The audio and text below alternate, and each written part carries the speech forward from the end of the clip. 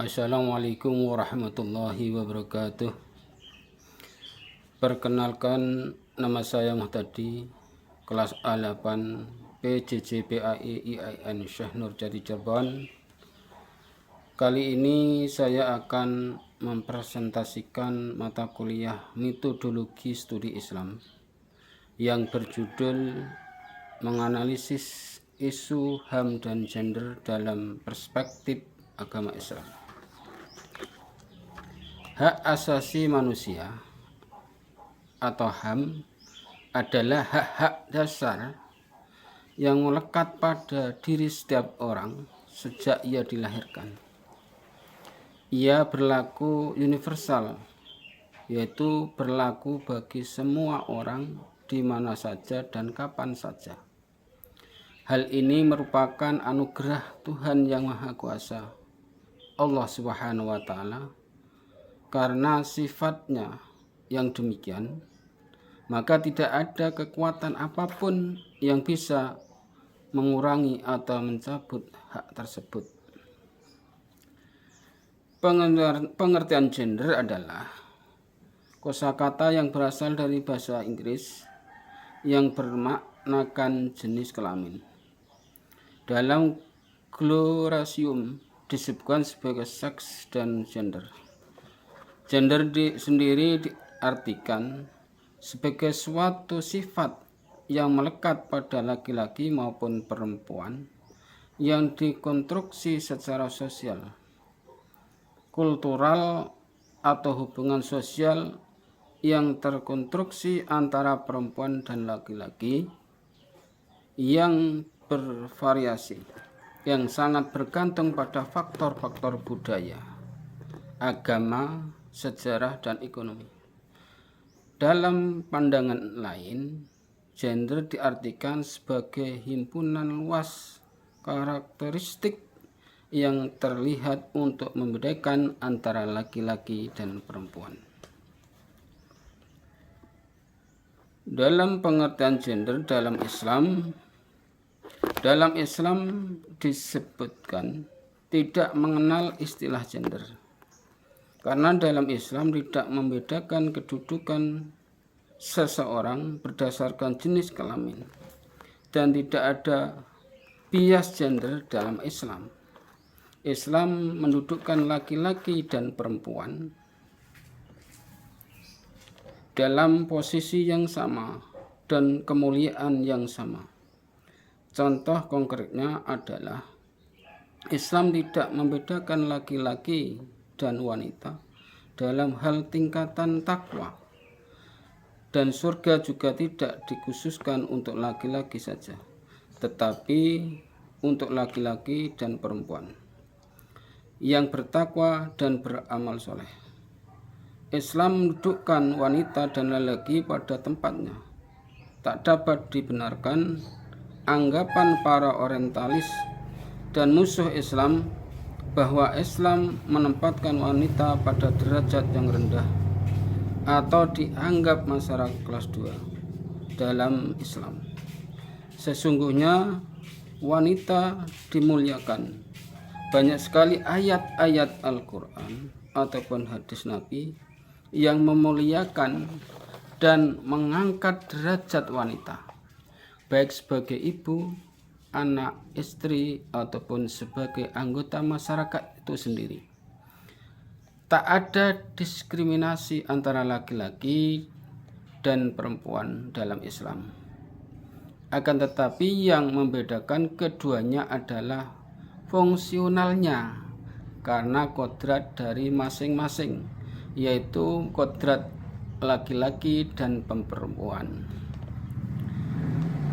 Konsep dalam gender, laki-laki dan perempuan mempunyai hak dan kewajiban yang sama dalam menjalankan peran khalifah dan hamba.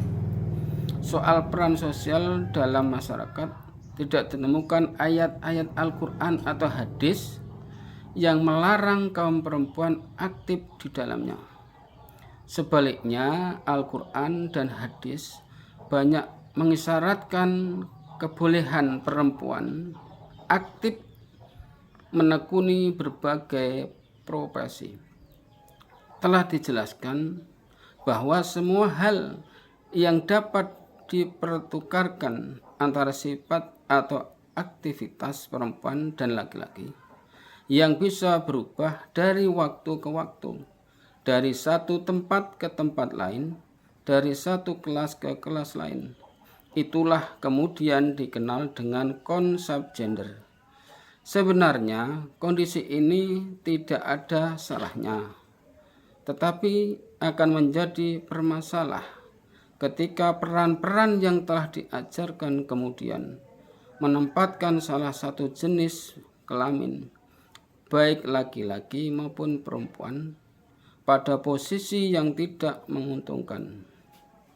Karena tidak semua laki-laki mampu bersikap tegas dan bisa ngatur, maka laki-laki yang lembut akan dicap banci.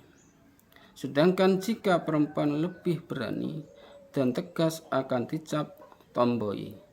Tentu saja hal ini tidak cocok dalam memberikan tekanan.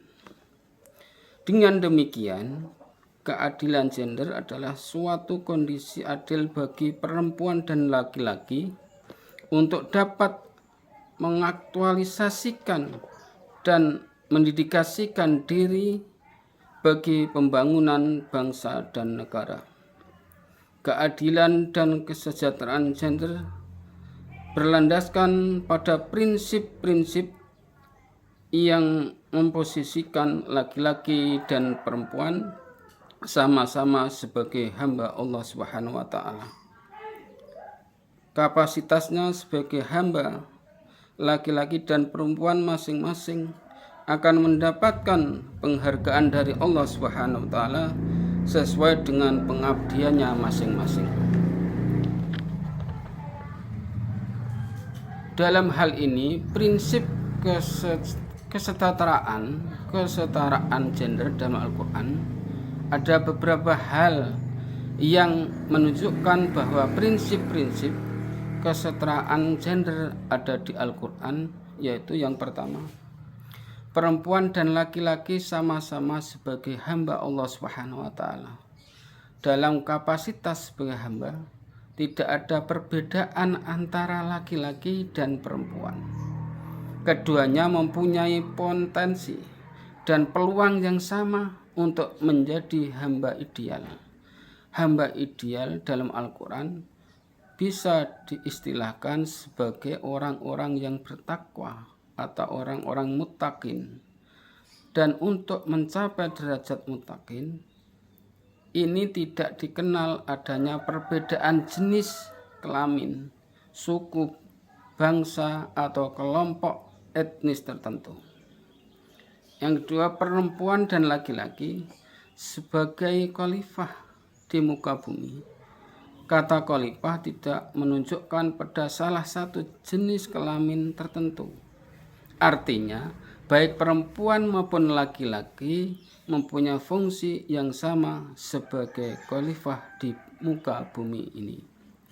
Yang ketiga adalah perempuan dan laki-laki sama-sama mengembangkan amanah dan menerima perjanjian awal dengan Allah Subhanahu wa taala, yakni ikrar akan keberadaan Allah Subhanahu wa taala yang disaksikan oleh para malaikat. Sejak awal sejarah manusia dalam Islam tidak dikenal adanya diskriminasi jenis kelamin. Laki-laki dan perempuan sama-sama menyatakan ikrar ketuhanan yang sama. Quran juga menegaskan bahwa Allah memuliakan seluruh anak cucu Adam tanpa membedakan jenis kelamin, baik itu laki-laki maupun perempuan.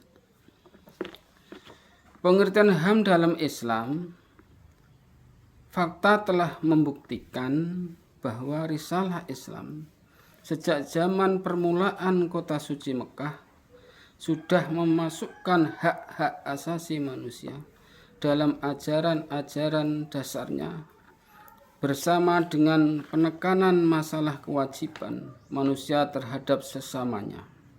Oleh karenanya, kita dapat menemukan di berbagai surah dalam Al-Quran, kitab suci Al-Quran yang diturunkan pada awal-awal periode Mekah, yang berbicara tentang pengutukan terhadap berbagai bentuk pelanggaran hak-hak asasi manusia yang berlaku pada masa itu.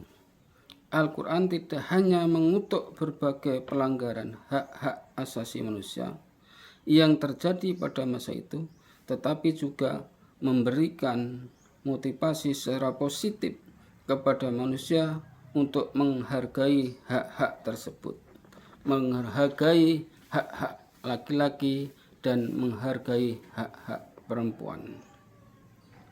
Demikian, apabila ada kurangnya mohon dimaafkan. Akhirul kalam, wassalamualaikum warahmatullahi wabarakatuh.